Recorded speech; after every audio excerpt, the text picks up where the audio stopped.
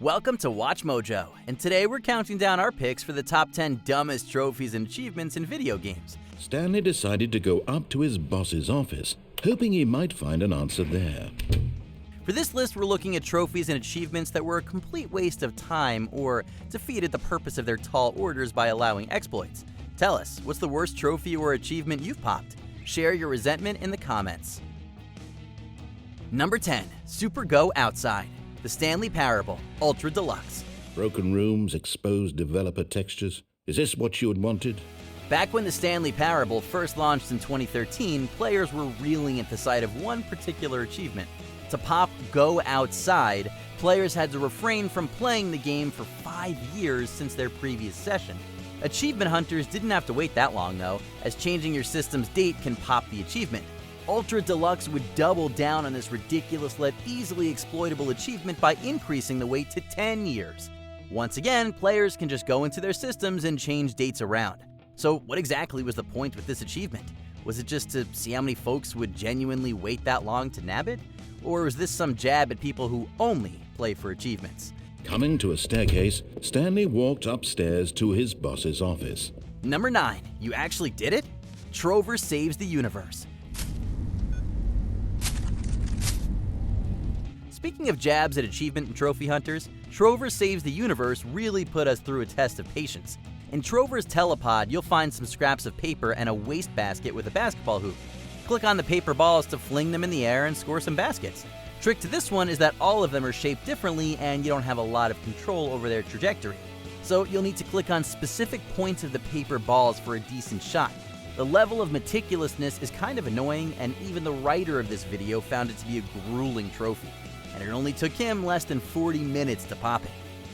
Number 8, the Sports Mode Trophies, Nickelodeon All-Stars Brawl.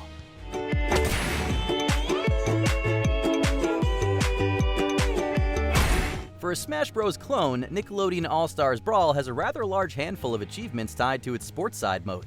5 achievements require you to win a sports game with a 10-point lead against the CPUs, each of the 5 achievements being tied to using a specific ball.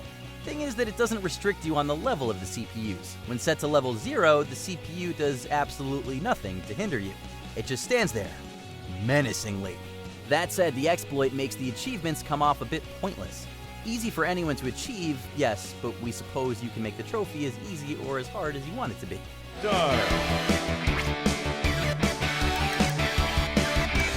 Number 7, Chainsmoker, the Saboteur.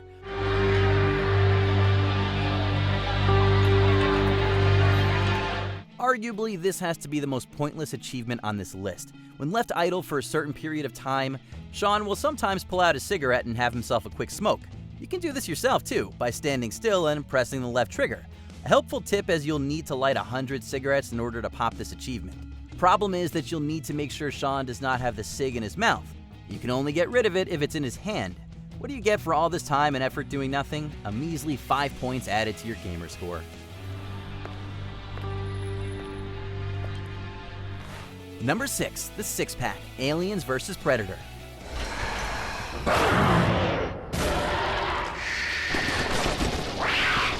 What can be more annoying than forcing the player to do nothing hundreds of times? How about requiring them to pray the stars align for a specific event to happen? Anyone who tried popping achievements for Aliens vs. Predator can attest to this. The Six-Pack achievement can only be popped when you and 6 of your friends play a ranked match together. How often are folks playing with a large group that size anyways? With such a low percentage of players having nabbed it, we can't imagine many are playing with more than a couple of friends. It honestly makes the very tough Hombre achievement look like child's play. And that requires you to eliminate 10 players without dying.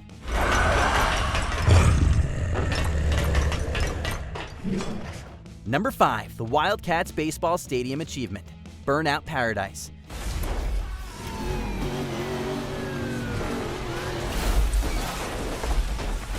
This is yet another achievement that almost requires a miracle to pop.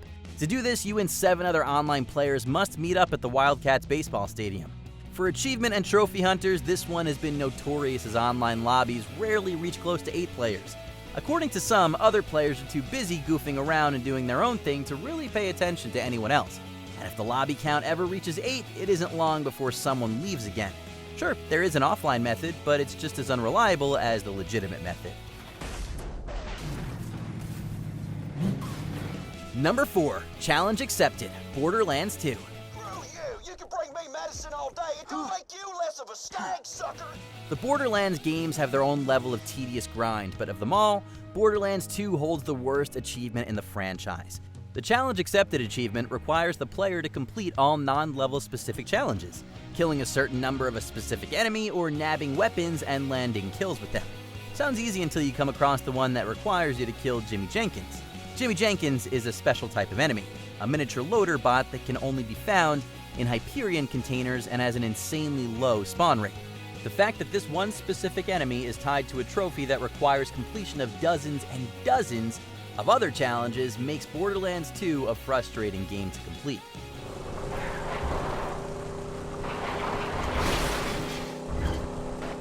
Number 3. Time to seriously go outside. Plants vs. Zombies Battle for Neighborville. In case you're outside of the Plants vs. Zombies community, Battle for Neighborville was a massive letdown with its tedious open-world design. The unfulfilled promise of expansions and more playable characters didn't help either, and this achievement only adds to the disappointment. Time to seriously go outside requires you to reach Master Rank with 20 classes. The game only had 20 at launch and 3 added post-launch. Basically, you have to play as every hero, and like every other player, some are going to be harder to grasp than others. Sure, the XP counter will help things go by quicker, but you'll only be able to use it 5 times every 24 hours. Number 2. All of them. Avatar: The Last Airbender, The Burning Earth.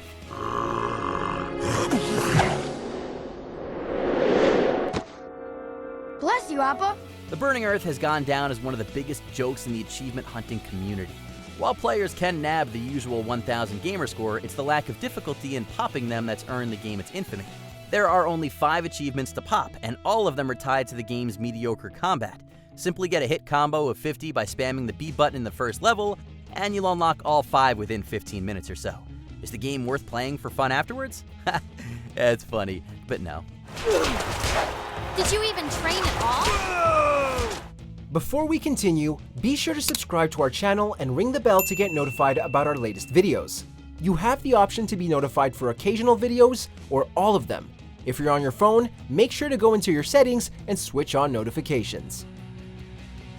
Number 1. Seriously? Gears of War.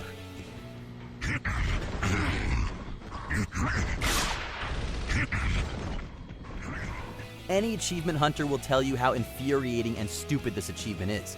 It's honestly the most notorious within the Xbox ecosystem, and for good reason. The Seriously achievement requires you to accumulate 10,000 kills against other players in online matches. Even the most competent Gears players have expressed their frustration with this time-consuming achievement. And for a measly 50-point gamer score, it makes Avatar: The Burning Earth seem more rewarding. Honestly, we can understand why most would choose to move on with their lives instead of making online gaming a second job just for this.